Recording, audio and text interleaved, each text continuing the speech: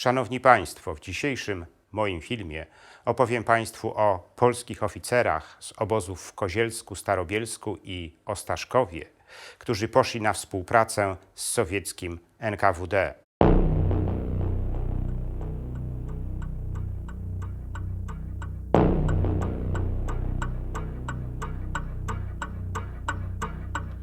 Notatka ludowego komisarza spraw wewnętrznych Związku Sowieckiego Ławrentija Berii z 5 marca 1940 roku, na której figurują podpisy innych członków Sowieckiego Biura Politycznego, to najważniejszy dokument dowodzący podjęcia decyzji przez to gremium o wymordowaniu polskich oficerów, jacy jesienią 1939 roku znaleźli się w obozach w Kozielsku, Starobielsku i Ostaszkowie.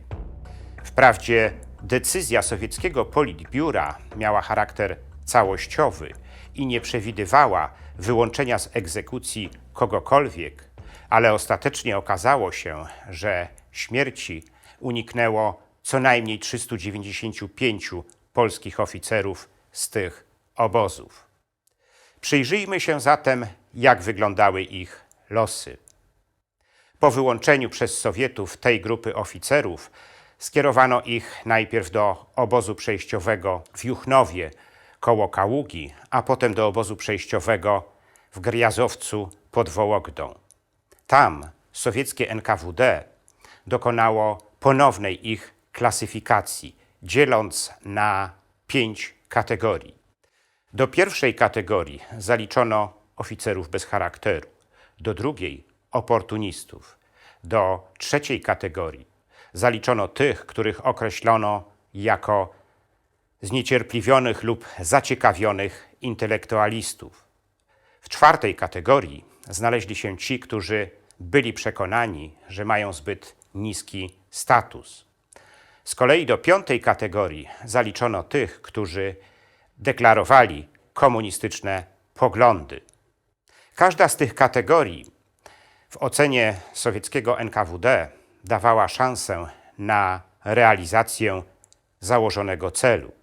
Tym celem miało być doprowadzenie ich do stanu kolaboracji z sowieckimi władzami. W obozie w Gryazowcu jeńców poddano zmasowanej indoktrinacji i na bieżąco obserwowano jej skutki.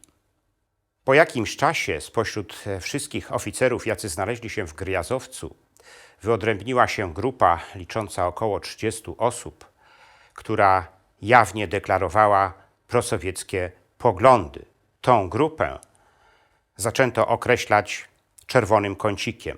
Nieformalnym jej przywódcą został pułkownik Zygmunt Berling, najsilniej deklarujący swoje prosowieckie sympatie. Pomiędzy grupą oficerów z czerwonego kącika a pozostałymi dochodziło do napięć i kłótni. Po kilku tygodniach spośród oficerów czerwonego kącika sowieckie NKWD wyselekcjonowało 7 wyższych rangą i wysłało ich do Moskwy. Kilka dni później do Moskwy przybyła z Gryazowca druga grupa, licząca 21 oficerów, ale już znacznie niższych rangą. Obie te grupy zostały rozlokowane w moskiewskich więzieniach na Butyrkach i Łubiance. Tam rozmowy z nimi prowadził Ławrentij Beria i inni wysocy funkcjonariusze sowieckiego NKWD. W trakcie tych rozmów proponowano wszystkim, aby wzięli udział w tworzeniu nowej polskiej armii, która miała walczyć u boku Sowietów. Na tą propozycję zgodziło się jednak tylko 13 oficerów. Całą tą 13 w listopadzie 1940 roku wysłano do Małachówki pod Moskwą. Tam umieszczono ich w ekskluzywnie wyposażonej willi i karmiono wyśmienitym jedzeniem. Pensjonariusze willi rozkoszy, bo taką nazwę zyskała ta willa, nie byli już polskimi jeńcami, ale polskimi gośćmi. W Małachówce wszyscy wzięli udział w trwającym prawie 6 miesięcy specjalnym kursie, jaki dla nich zorganizowało sowieckie NKWD. W trakcie tego kursu ponownie poddano ich zmasowanej indoktrynacji. Podawano im sowiecką prasę, puszczano sowieckie audycje propagandowe, organizowano dla nich wykłady i zmuszano do organizowania dyskusji na określone tematy. To wszystko miało ich sprowadzić na ścieżkę zdrady. Ale po pewnym czasie cała ta grupa oficerów w Małachówce podzieliła się na dwie części. Pierwsza z nich składała się z tych oficerów, którzy zdradę mieli już za sobą. Druga składała się z tych, którzy chcieli się z tej zdrady wycofać. Pomiędzy tymi obydwoma grupami dochodziło do kłótni i wymiany obelg. Czasami kończyło się to zwykłą bijatyką. W rezultacie sowieckie NKWD musiało usunąć z Małachówki rotmistrza Narcyza Łopianowskiego i majora Józefa Lisa.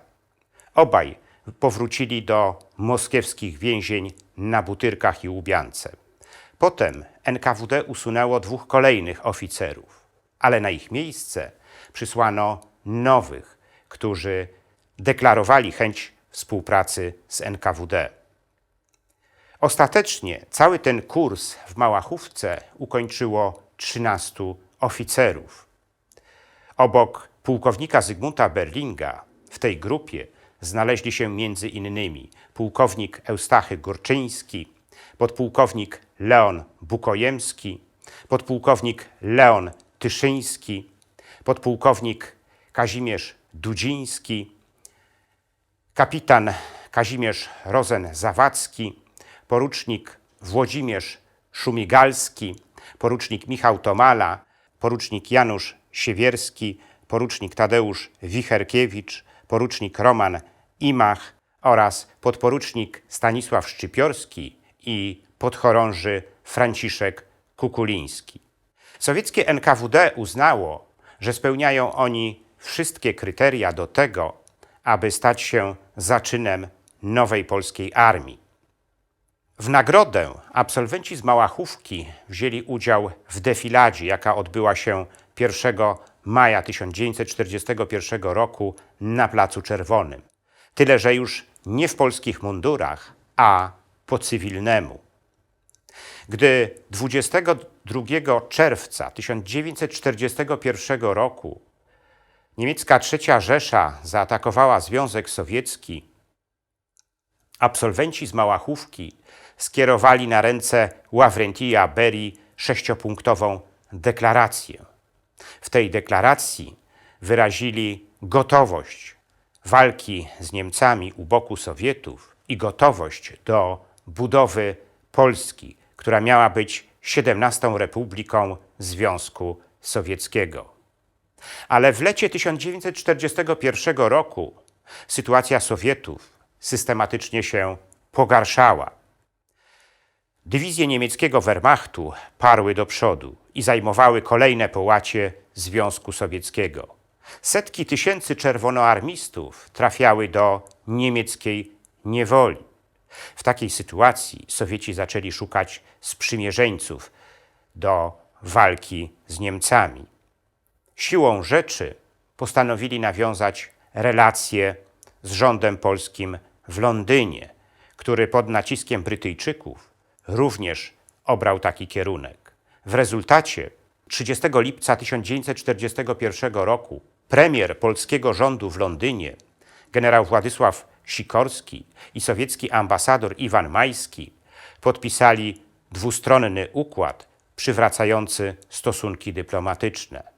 O postanowieniach tego układu opowiadałem Państwu w jednym z moich poprzednich filmów. Ale wspomnę, że na podstawie tego układu Sowieci zobowiązali się wypuścić wszystkich Polaków z sowieckich więzień, obozów pracy. Zgodzili się również na to, aby w Związku Sowieckim była tworzona polska armia, na czele której miał stanąć generał Władysław Anders, również były sowiecki więzień. To wszystko spowodowało, że sytuacja absolwentów z Małachówki bardzo się skomplikowała. Pułkownik Zygmunt Berling był nawet tak sfrustrowany, że chciał wstąpić do Armii Czerwonej, ale tego zamiaru nie podzielali inni absolwenci z Małachówki. W rezultacie wszyscy z nich znaleźli się w armii Andersa. Sam Anders miał spore obiekcje. Wiedział, że rozmowy z nimi prowadziło sowieckie NKWD. Tyle tylko, że nie znał szczegółów tych rozmów. Ostatecznie wszyscy objęli różne funkcje w armii Andersa. Pułkownik Zygmunt Berling został szefem sztabu 5. Dywizji Piechoty, a potem szefem bazy ewakuacyjno-zaopatrzeniowej w Krasnowodzku. Jego prawa ręka, podpułkownik Leon Bukojemski, został szefem artylerii w 10. Dywizji Piechoty. Ale Bukojemski w marcu 1942 roku został oskarżony o działanie na szkodę Polski i skazany przez sąd wojskowy armii Andersa na karę 14 miesięcy więzienia. Pozostali absolwenci z Małachówki zajęli mniej eksponowane funkcje w armii Andersa. Gdy w lecie 1942 roku armia Andersa opuszczała Związek Sowiecki, w jej szeregach nie było pułkownika Zygmunta Berlinga, który zdezerterował. W jej szeregach nie było również podpułkownika Leona Bukojemskiego i innych absolwentów z Małachówki. Wszyscy postanowili pozostać w Związku Sowieckim i poczekać na kolejną polityczną ofertę ze strony Sowietów.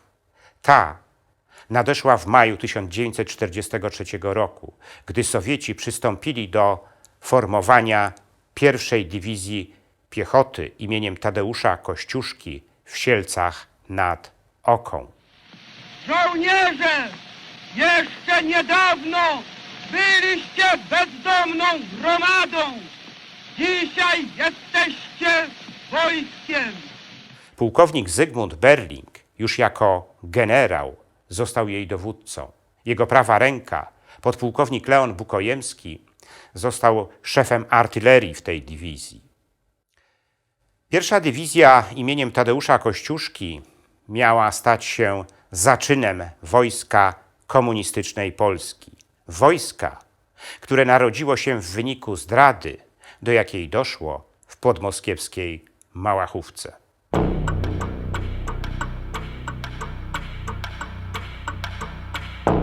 Za tydzień w moim kolejnym filmie opowiem Państwu o tym, kto po raz pierwszy ujawnił prawdę o zbrodni katyńskiej i jakie miało to konsekwencje dla Polski.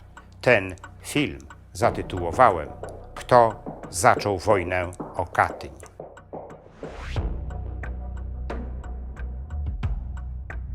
Szanowni Państwo, dziękuję za wpłaty, dziękuję również za liczne komentarze moich filmów.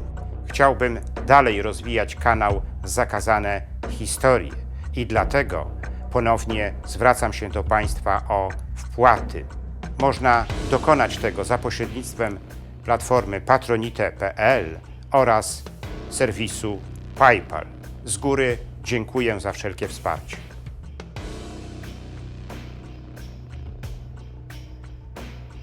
Szanowni Państwo, jeśli podobał się Wam mój film, proszę kliknijcie subskrybuj, za co z góry dziękuję.